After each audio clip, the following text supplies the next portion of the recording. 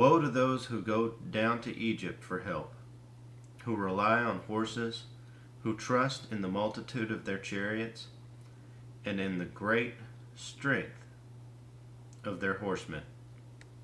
But do not look to the Holy One of Israel, or seek help from the Lord.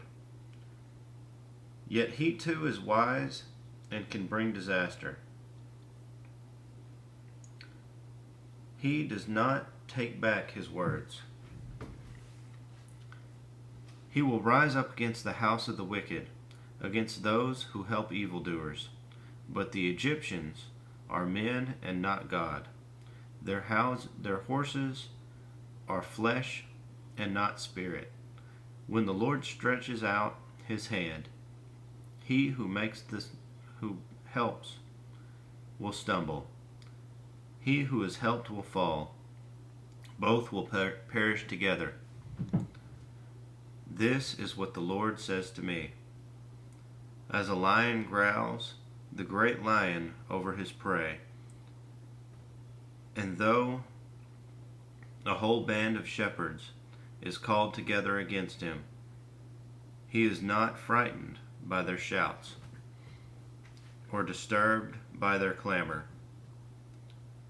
So the Lord Almighty will come down to do battle on Mount Zion and on its heights. Like birds hovering overhead, the Lord Almighty will shield Jerusalem. He will shield it and deliver it. He will pass over it and will rescue it. Return to him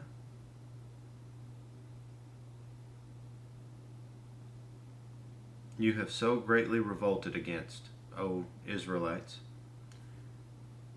For in that day every one of you will reject the idols of silver and gold your sinful hands have made.